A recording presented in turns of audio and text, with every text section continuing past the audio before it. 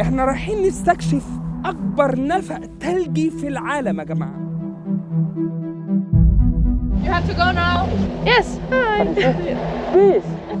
My name is Margit. I'll be your guide today. وهنا بدأت الرحلة الاستكشافية، ومن مكان لمكان وتغيير من جايد لجايد، وأماكن كلها لونها أبيض. فعلاً رحلة هي الأحلى في العالم. لحظة دخول أكبر تنل في العالم. We're actually breathing 500-year-old air. The situation is getting more out of control. والله العظيم أنا حاسس إن أنا عايش في فيلم مغامرات غريب وعجيب. I like this. It's normal. وهنا وأنا ماشي في الممرات دي شغفي وداني إن أنا أخد طرق ممنوع الدخول فيها، وكل ده عشان أستكشف أسرار النفق ده وأعرف إيه القصة كلها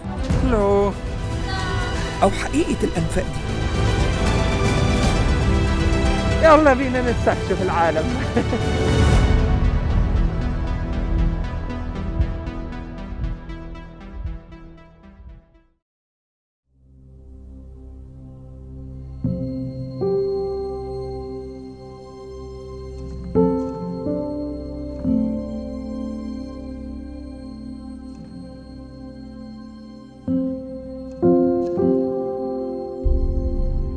النهارده يوم جديد واستكشاف أجدد. احنا رايحين نستكشف أكبر نفق ثلجي في العالم يا جماعة. عشانه يعملوه خدوا 4 سنين بس تفكير. حاسس إنها هتبقى تجربة جديدة وغريبة من أرض الجليد. دي أرض الجليد والنار، البراكين والنار والجليد، وتجارب غريبة وعجيبة بصراحة، بس هي جميلة وممتعة. يلا بينا نبدأ عشان خط السير صعب وطويل ونهاركم زي الفل. يلا بينا.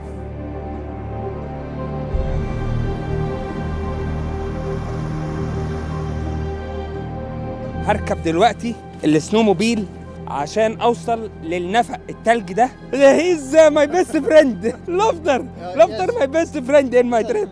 But you're going to have a hat. I have to take this? Yes. Okay. قال لي ان انا لازم البس دي، فاحنا هنلبس دي الاول بعد كده دي. Yes Lofter. Yes Lofter help me. وطبعا يا جماعه ده بيتلبس عشان الجو برد التلج جدا، من غيره انا هتكتك. Thanks Lofter. Now we are ready. We take this.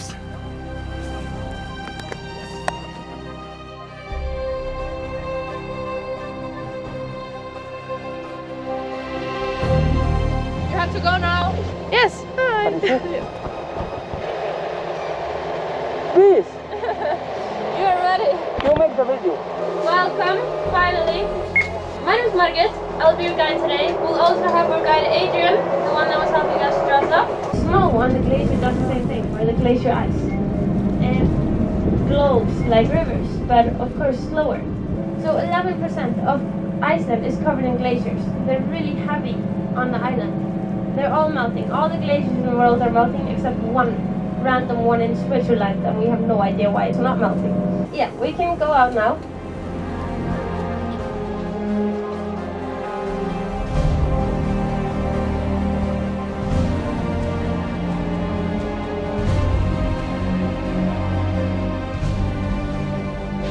First of all, please keep in mind to be careful and gentle.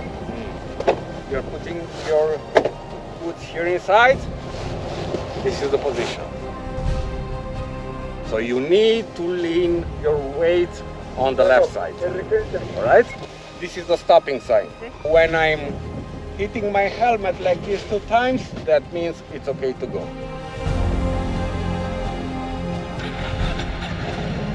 وهنا بدأت الرحلة الاستكشافية، ومن مكان لمكان وتغيير من جايد لجايد، وأماكن كلها لونها أبيض. سبحان الخالق المصور المبدع. فعلاً رحلة هي الأحلى في العالم. وعمري ما هنسى لما كنت سايق السنوموبيل وعدسة من أهم العدسات تكلفتها آلافات الدولارات وقعت واتكسرت لما الشنطة اتقطعت، بس كملت الرحلة وصورت الاستكشاف كله زي ما انتوا شايفينه كده دلوقتي. You're number 1. When I point at you, you can go. And you're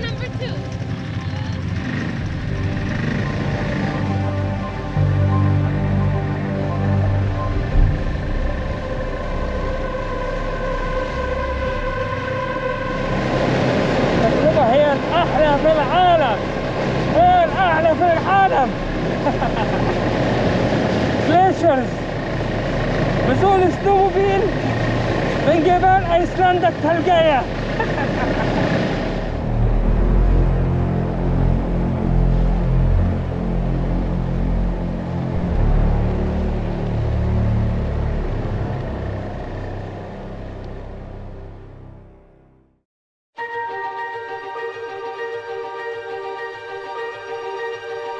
لحظة دخول التنل، أكبر تنل في العالم. التنل ضلمة وزحلقة كله، حاجة قمة في الجمال والروعة. ده الجروب بتاعنا. أوكي، دي حاجة بنحطها في الجزمة زي جنازير عشان خاطر ما نتزحلقش. دي للأمانة يا جماعة مسكت الجزمة بصراحة. تجربة غريبة وعجيبة إن إحنا نمشي في نفق تلجي الوحيد اللي في العالم والأكبر اللي في العالم. دي تجربة فعلا اتكلم عنها التاريخ والمحتوى بتاعنا. النفق ده موجود على مرتفعات غرب أيسلندا على ارتفاع 1450 متر فوق مستوى سطح البحر.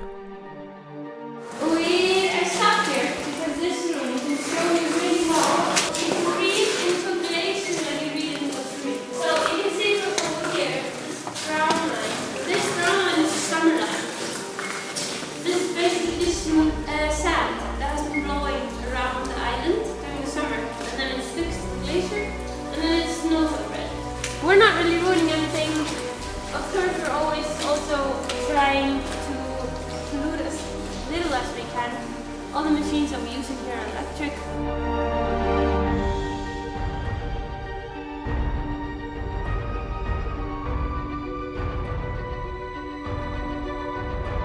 So this one is a volcanic eruption from 2011 called Grímsvötn. And then this one is from 2010. Probably one of our most famous volcanoes right now, because it shut down almost all air traffic around the world for a couple of days. It's really boring with naming their things.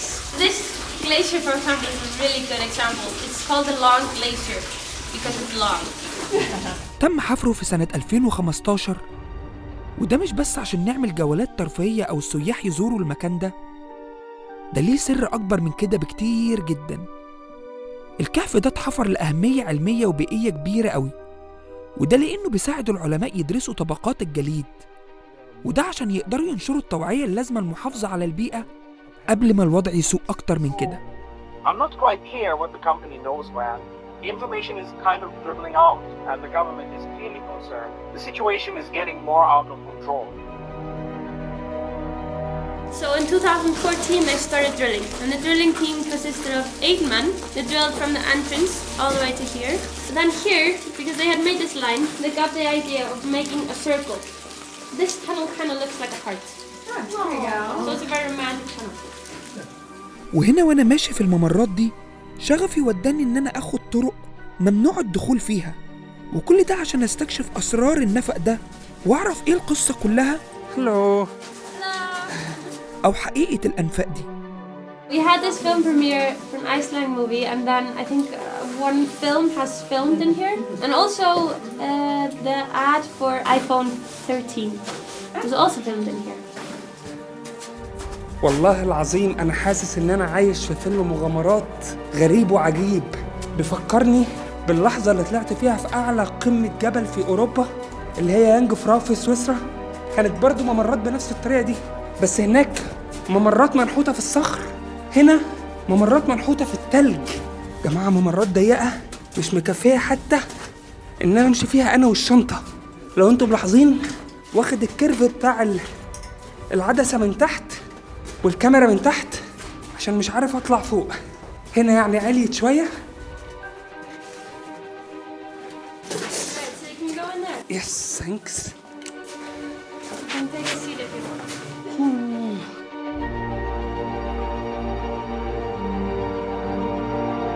There's so much pressure, there's so much above us that it just can't collapse. Right now, we are in our chapel. Do we have an upcoming birthday? We had one yesterday. We had one yesterday!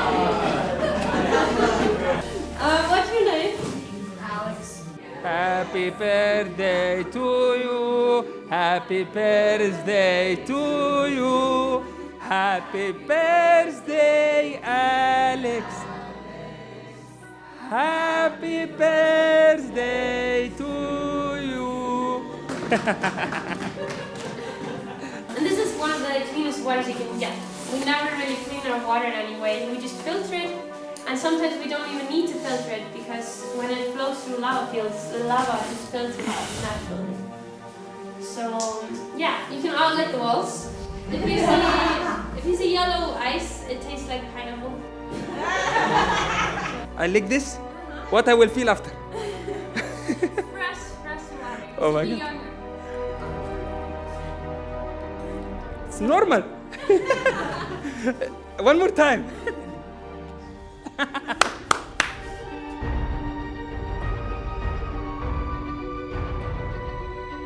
طبعا رجلي تلج بسبب ان انا ماشي في ممرات ميه وما ينفعش اخرج براها، يعني لازم اعدي ورجلي تنزل كلها في الميه. تجربة صعبة، فعلا صعبة، بس عمرها ما هتتنسي. And there are air bubbles in it that come out. So when you were in that ice cave, you were actually breathing 500-year-old air.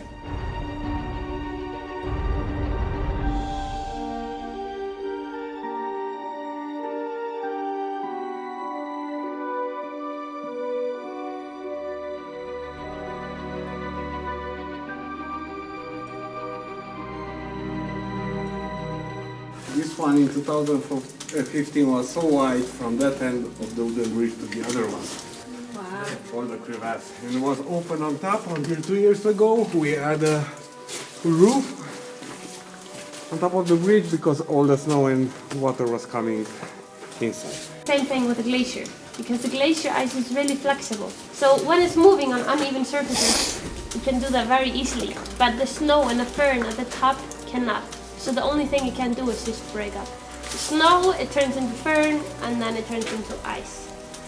But yeah, right now you could hear it's a bit of water. That's just this blue tube here, or whatever you call that. We're just taking all the water from the tunnel and just throwing it down the crevasse. Oh, very good. It used to be open all the way to the top, so the water that was outside was inside. Not very nice when you live in Iceland. So all the sand, and there's this dirt here, it's just sand and ash. And it's also ash from Eyjafjallajökull, the volcano. And it has just traveled down with the wind when it was open, and also just with water.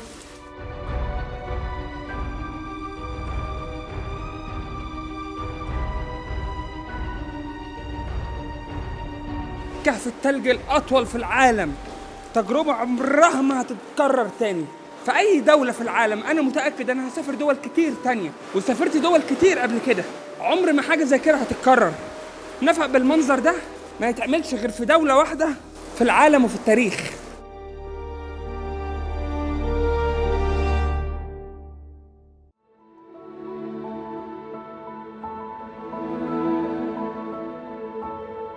خلصنا التجربة، تجربة صعبة، تجربة شيقة. اعملوا لايك، اعملوا سبسكرايب، اشتركوا في القناة، خلونا نوصل ل5 مليون متابع يا جماعة.